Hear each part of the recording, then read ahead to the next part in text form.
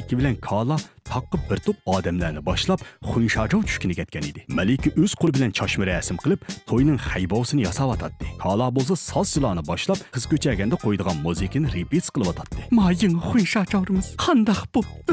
Bu Xunshajo endi. Oy, bu nima tushib ketdi? Raketa? Yo'q. To'yisini oldi raketa nima chiqsin? Oy, ishidan bir odam bakkan qo'tiga. Anglab baqayli nima deydi? Bu mening kichikina bir qadamim.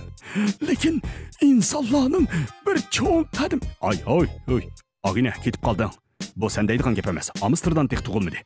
Naq gap nildara? Ezibdiman. Bir to'p mehmonlar o'pir-to'pir kelyotdi. Restoranda o'rin yetmasmiki? Qancha jo'zi bo'lg'anding? Qo'liga suv oldigan ballar tayyor turinglar-jimi? Bu gapni anglagan Malika o'g'illar bekchiq gapdi-jimi deb restoranning pulini o'zingiz to'lang deb kayniga o'tib oldi. Amaliyotda kelayotgani to'y o'yiniga kelganlar emas, balki to'yni buzmoqchi bo'layotgan Ranxo va u boshlab kelgan chatallik Shirxon edi. Yigit tarafning ballariga o'rin bormi? Ya o'rin qolmadi.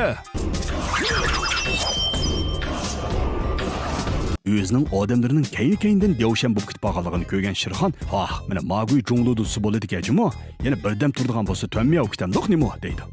Polvon, men sendan hargiz qo'rqmayman. Sen yomonkansan. Lekin shu tizim sal og'riryotdi.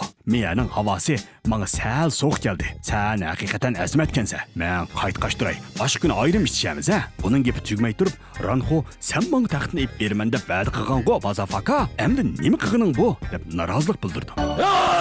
O'zi yo'g'an gapi o'zdimi yo'g'an, lekin gapi hech kimga o'tkazolmaydigan Shirxon shu ochchig'ida yengdan balasiga olgan o'yinchi xanjarini egib tashlab, o'zining kuchtingirligini ko'rsatib, "Oldi, men bu ishga aralashmay, baribir chala o'lak bo'lay" deb qoldinglar.